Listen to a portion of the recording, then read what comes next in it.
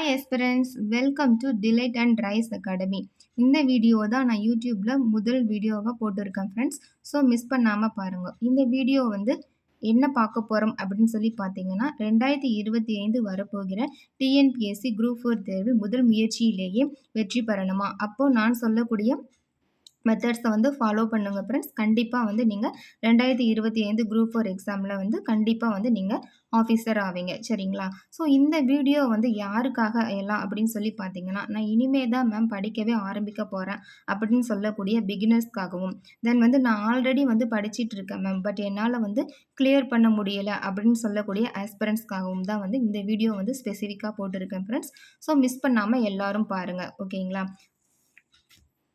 First of all நம்ம இந்த வீடியோவில் என்ன பார்க்க போகிறோம் அப்படின்னு சொல்லி பார்த்தீங்கன்னா, எந்த ஒரு ஆஸ்பிரண்ட்ஸுமே சரி அவங்க வந்து தெரிஞ்சுக்க வேண்டியது என்ன அப்படின்னு சொல்லி பார்த்தீங்கன்னா, டிஎன்பிஎஸ்சியில் வரக்கூடிய குரூப் 1 எக்ஸாமாக இருக்கட்டும், தென் குரூப் 2வாக இருக்கட்டும், குரூப் 4ஆக இருக்கட்டும், எந்த ஒரு எக்ஸாமும் படிக்க போகிறதுக்கு முன்னாடி அந்த எக்ஸாம் பற்றின பேசிக் நாலேஜ் வந்து எல்லாருமே வந்து கண்டிப்பாக தெரிஞ்சிருக்கணும் ஃப்ரெண்ட்ஸ். ஸோ அதை பற்றி தான் நம்ம வந்து இப்போ பார்க்க போகிறோம், சரிங்களா?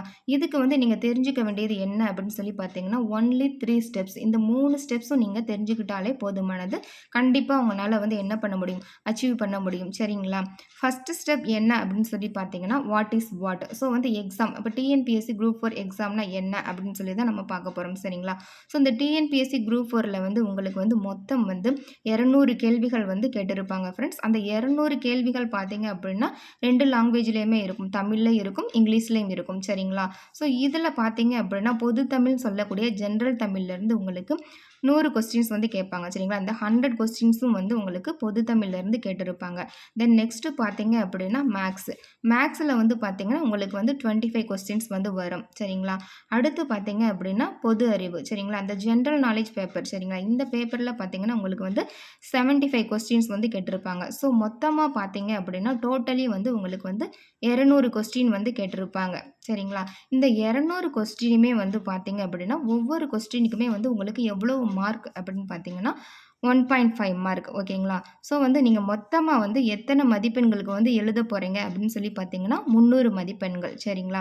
இந்த 300 மதிப்பெண்கள் தான் வந்து நீங்கள் குரூப் 4ல் வந்து எழுத போகிறீங்க. ஆனால் வந்து கொஸ்டின்ஸ் வந்து மொத்தம் வந்து 200 கொஸ்டின்ஸ் தான் இருக்கும், சரிங்களா? இதில் வந்து ஒரு விஷயம் வந்து நான் சொல்கிறேன், என்னன்னு கேட்டுக்கோங்க ஆஸ்பிரண்ட்ஸ். இது என்ன அப்படின்னு சொல்லி பார்த்தீங்க அப்படின்னா, இப்போ வந்து எக்ஸாம் வந்து குரூப் 4 ஆல்ரெடி வந்து அப்பியர் ஆகிருப்பாங்க, எழுதியிருப்பாங்க இல்லையா? அவங்க வந்து ரிசல்ட் வரும்போது என்ன பண்ணுவாங்க அப்படின்னு சொல்லி பார்த்தாங்கன்னா, ரிசல்ட்டில் வந்து நினச்சிட்டு இருப்பாங்க 185 ப்ளஸ் 170 165 ப்ளஸ். ஸோ இந்த மாதிரி போயிட்டாலே வந்து நம்ம வந்து டார்கெட்டை வந்து சக்ஸஸ் பண்ணிட்டோம், நம்ம வந்து பாஸ் பண்ணிட்டோம் அப்படின்னு சொல்லி நினச்சிருப்பாங்க. ஆனால் அதுதான் வந்து தவறாக புரிஞ்சிருப்பாங்க. என்ன அப்படின்னு சொல்லி பார்த்தோம்னா, நமக்கு வந்து 200 கொஸ்டின்ஸ் வந்து கேட்டிருப்பாங்க இல்லையா? அந்த 200 கொஸ்டின்ஸ் வந்து அவங்க கொடுக்கக்கூடிய மார்க் வந்து 1.5ஆக கன்வெர்ட் பண்ணி என்ன கொடுத்துருப்பாங்க, 300 மார்க்ஸ் வந்து கொடுத்துருப்பாங்க.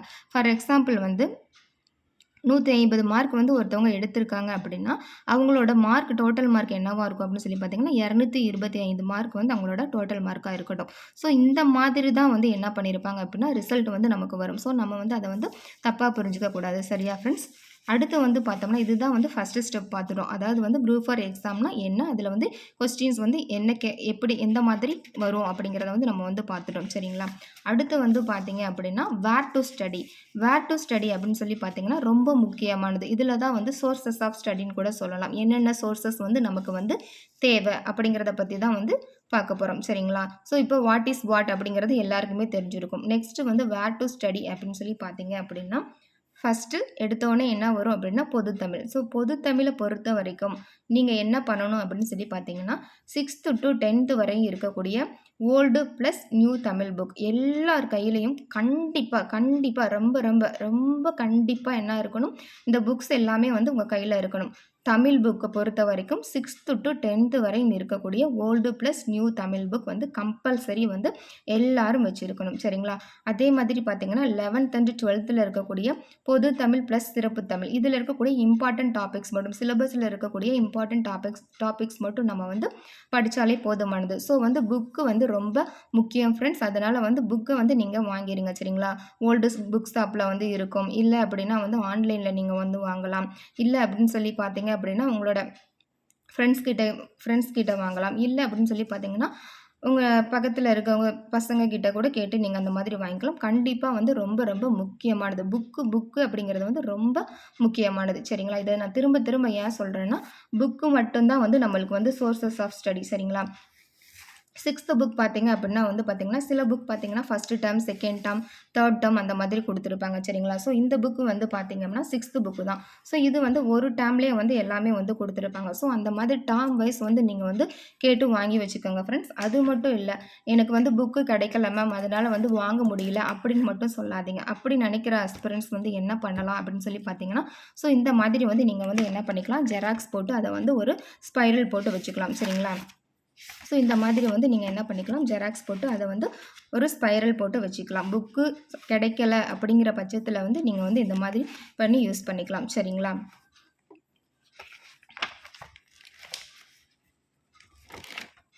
நெக்ஸ்ட்டு என்ன பார்ப்போம் அப்படின்னு சொல்லி பார்த்தோம்னா, மேக்ஸை பொறுத்த வரைக்கும் உங்களுக்கு வந்து 6த் டு 10த். ஸோ 6த் டு 10த் வரையும் இருக்கக்கூடிய மேக்ஸ் புக் கண்டிப்பா வந்து எல்லாரும் வாங்கி இருக்கணும்.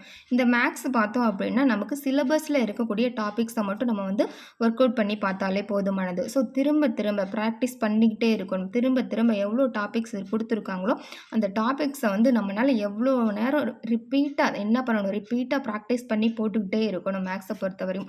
அப்போ தான் வந்து நம்ம வந்து 25 அவுட் ஆஃப் 25 எடுக்க முடியும்.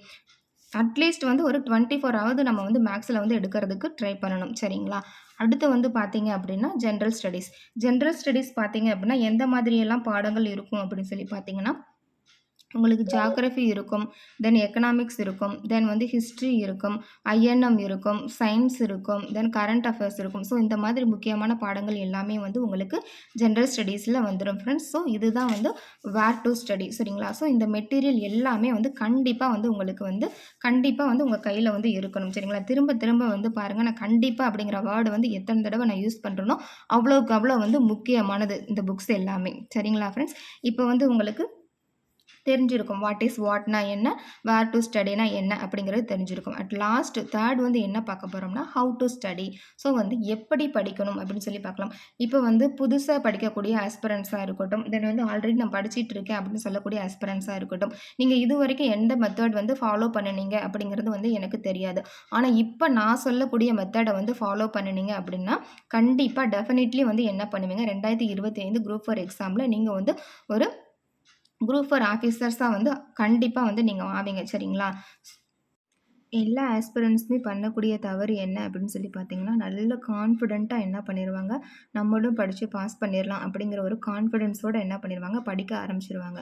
ஆனா ஃபர்ஸ்ட்டு இருக்க எனர்ஜி வந்து கடைசி வரைக்கும் வந்து அவங்களுக்கு இருக்காது. ஃபர்ஸ்ட்டு ஒரு 1 மந்த்தா இருக்கட்டும், இல்ல 2 மந்த்ஸா இருக்கட்டும். ஃபர்ஸ்ட்டு ஒரு 2 மந்த்ஸ் வந்து என்ன பண்ணுவாங்க அப்படின்னு சொல்லி பார்த்தீங்கன்னா, விடாம வந்து படிச்சுக்கிட்டே இருப்பாங்க. நல்ல ஒரு இன்ட்ரெஸ்ட்டோட வந்து படிச்சுக்கிட்டே இருப்பாங்க. சரிங்களா?